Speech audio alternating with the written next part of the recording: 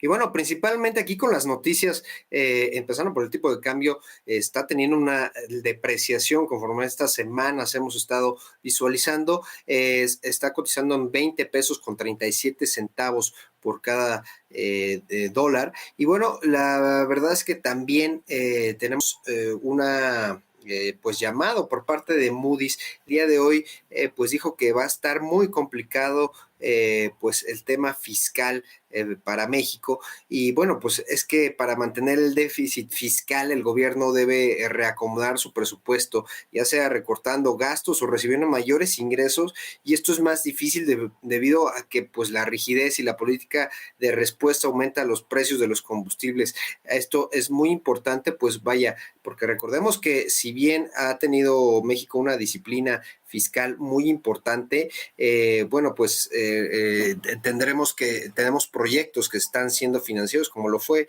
el Aeropuerto Internacional Felipe Ángeles, que ya hemos platicado aquí, y ahora el proyecto de pues Dos Bocas también, pues seguramente va a tener que ser un poquito más disciplinado el gobierno con respecto a estos egresos. Y bueno, la verdad es que en el tramo bursátil, bueno, estamos en terrenos negativos. Hace un momento estábamos un poco en terrenos positivos, sin embargo, hoy el índice de precios y cotizaciones está en las 52.699 unidades, lo que corresponde un 0.01%. Es interesante aquí mencionarlo, amigos, que las que están teniendo las principales alzas pues, están siendo todas las controladoras de aerolíneas, Grupo Aeroportuario del Pacífico, que son todos los aeropuertos por zonas. Aparte del Pacífico, como ya lo comenté, GAP con 3.55 a la alza, el Grupo Aeroportuario del Sureste con 2.80 a la alza.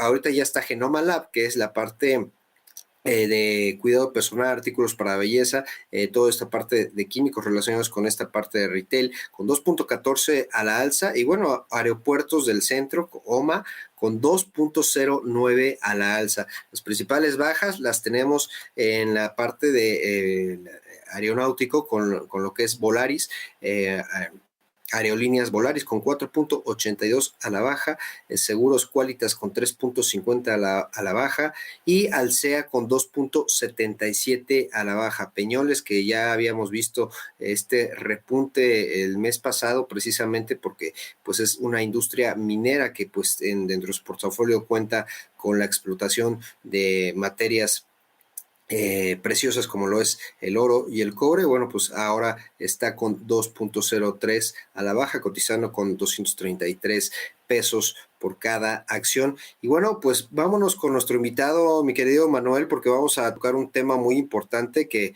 pues vaya, está muy relacionado precisamente con estas actividades económicas. Adelante, Manuel, si nos haces el favor. Sí, así es. Gerardo Herrera, ¿qué tal? Muy buenas tardes. ¿Cuáles son los últimos datos de inflación en México?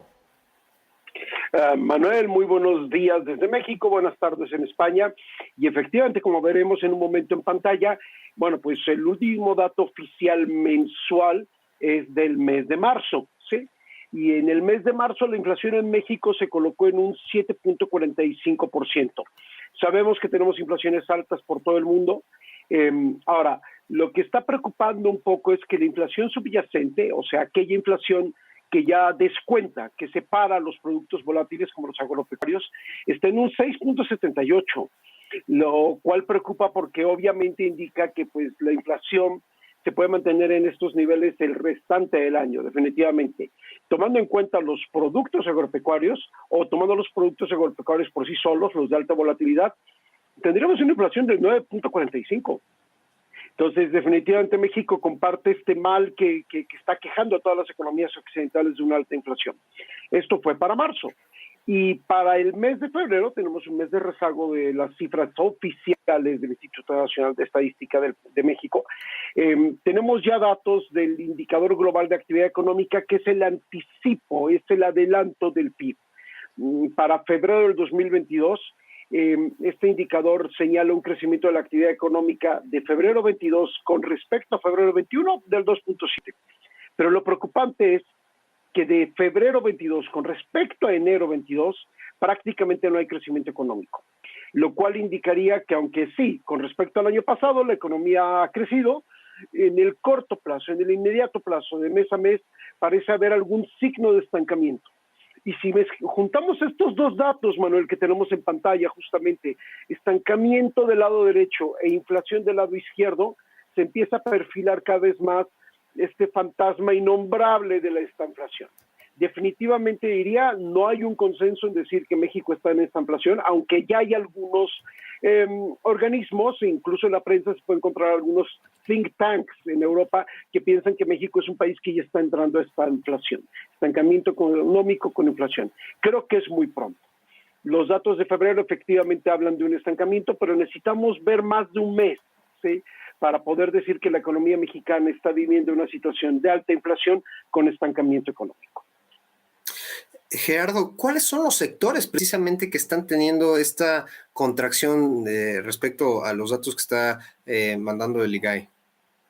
Bueno, muy buena pregunta. Obviamente este crecimiento del 2.7 con respecto al año pasado, pues no es parejo. Las actividades primarias, que son las actividades agropecuarias, de hecho disminuyeron un 2.4 con respecto a hace un año. Las actividades secundarias, que sería el sector industrial, creció un 2.5. Recordamos que México es una economía muy orientada hacia la manufactura internacional. Y las actividades terciarias, el sector servicios, que es cada vez más importante en la economía mexicana, como en cualquier economía moderna, tuvo un crecimiento del 2.8. Por eso, estos tres, dadas sus ponderaciones, nos dan un 2.7 con respecto a hace un año, nos dan un 0% con respecto al mes previo. Entonces, sí, hay una marcha desigual. Vale la pena recordar, José Ricardo, que durante buena parte del año pasado, las actividades primarias en el sector agropecuario fue uno de los sectores que más crecimiento le dio al país, ¿sí?, precisamente por el boom de los commodities. En estos momentos, pues ya se está desacelerando. Sí, definitivamente está acelerando y se está reasignando el crecimiento o el motor del crecimiento hacia las actividades industriales y los servicios que las acompañan. Gerardo, ¿cuál dirías tú que es el mayor de los sectores? Estoy viendo aquí que, por ejemplo, construcción, que ya pues llevamos pues algún tiempo en esta contracción, pues está teniendo más o menos un 4.02 de variación anual de contracción. ¿Cuál dirías tú que habrá que ponerle mayor énfasis pues para ver si repunta, Gerardo? Bien, eso que señalas efectivamente apunta a algo muy correcto.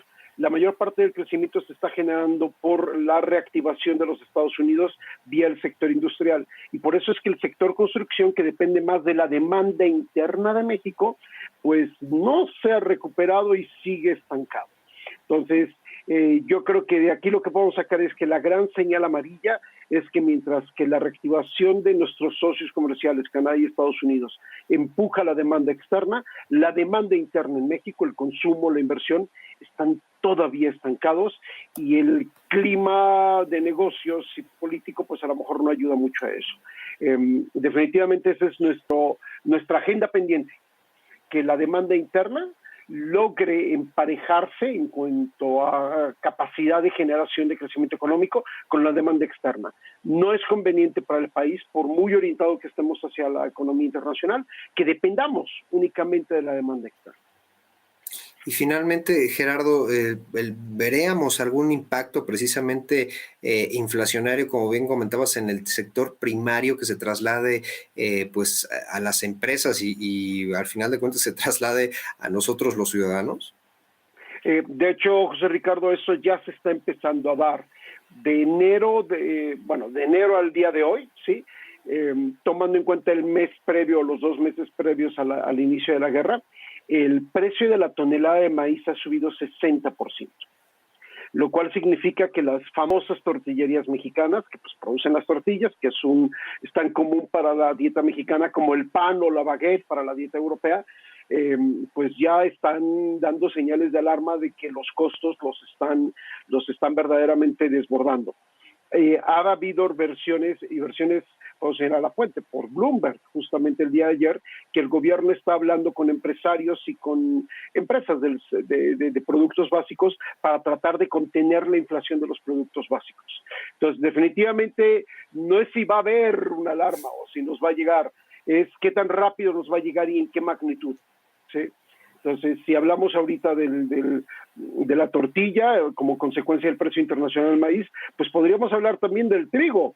Y recordemos, amigos, que Ucrania es también un importante productor de cebada, un componente fundamental para un producto que en todo el mundo nos gusta mucho y en el que México pues tiene una posición protagonista muy importante con marcas como Corona, a la que todo el mundo conocemos, que es la cerveza, ¿sí? Entonces imagínate, si el pan tradicional con base en el trigo, si la tortilla con base en el maíz, si la cerveza con base en la cebada empiezan a subir, ¿cómo no vamos a sentir el efecto la gente de la calle? En cualquier momento, en cualquier restaurante, lo vamos a sentir.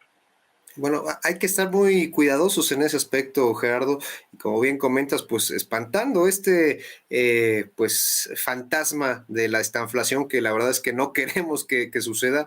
Ya nos compartiste este dato, pues cervecerías como Cuauhtémoc Moctezuma, como lo es Corona, bueno, pues vamos a ver qué impacto tiene precisamente esta parte pues de la industria de suministro, que también, recordemos, en México no ha llegado y está también sobre todo comprometiendo la cadena de suministro no solo en la parte tecnológica e industrial, ¿no? Sino de alimentos. Esto es importantísimo lo que nos comentaste, Gerardo. Muchísimas gracias por estar con nosotros aquí en Visión Global, Gerardo.